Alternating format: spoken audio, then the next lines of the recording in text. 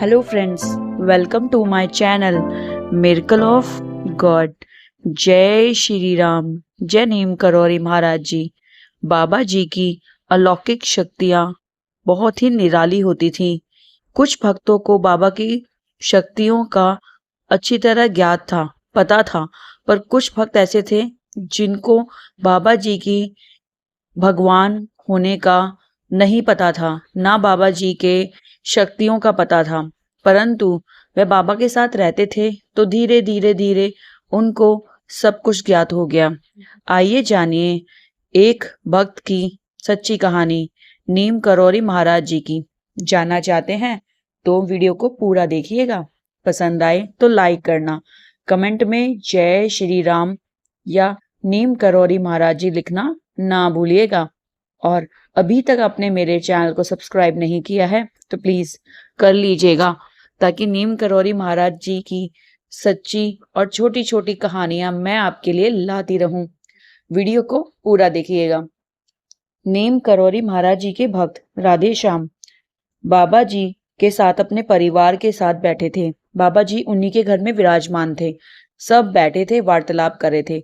राधे श्याम जी को बिल्कुल भी पसंद नहीं था कि जब वह महाराज जी के साथ अपने परिवार के साथ बैठे हों तो कोई उनको परेशान करे। और अचानक से दरवाजा खटकता है, कोई आता है।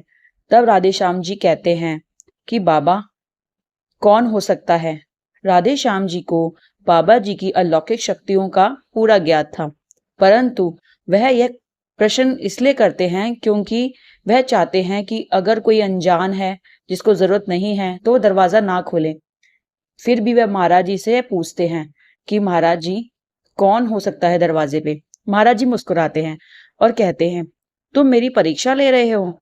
क्या तुम यह जानना चाहते हो कि मैं ये बता पाऊंगा कि नहीं कि कौन है?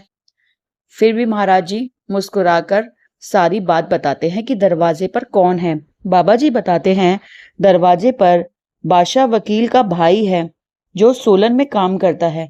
उसकी बीवी को टीवी है और रात भर वह परेशान था। उसने निर्णय लिया कि मैं नीम करौरी बाबा के पास जाऊंगा और अपनी बीवी के टीवी बीमारी को खत्म होने के लिए प्रार्थना करूंगा। इसीलिए वह यहाँ पर आया है। राधे श्याम जी कहते हैं, यह बात बाबा बिल्कुल सही कही आपने। जब वह दरवाजा खोलते हैं तो यह सच में ऐसा ही होता है कि दरवाजे पर वह जो व्यक्ति होता है वह वही होता है जो बाबा ने बताया था। बाबा जी उस भक्त को पूरा आश्वासन देते हैं कि तुम्हारी बीबी जल्दी ठीक हो जाएगी। राधे श्याम और उनका परिवार बाबा जी को प्रणाम करते हैं, क्योंकि बाबा जी की कोई भी बात झूठी नहीं निकलती। बाबा जी तो पूरे ब्रह्मांड को अपने में समाये हुए हैं। उनको पता है कि कौन है, कब है, क्या कर रहे हैं। परंतु राधे श्याम जी ने यह प्रश्न इसलिए ही किया था कि वह बाबा जी के दर्शन करें और उनकी सेवा करें।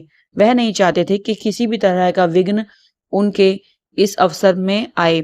इसलिए वह महाराज जी को पूछते हैं और उस व्यक्ति की सहायता होती है। इसलिए राधे श्याम जी बाबा को धन्यवाद भी कहते हैं। आई होप नीम करौरी महाराज जी से जुड़ी हुई यह कहानी आपको पसंद आई हो। Thank you for watching. जय श्री राम, जय नीम करौरी महाराज जी।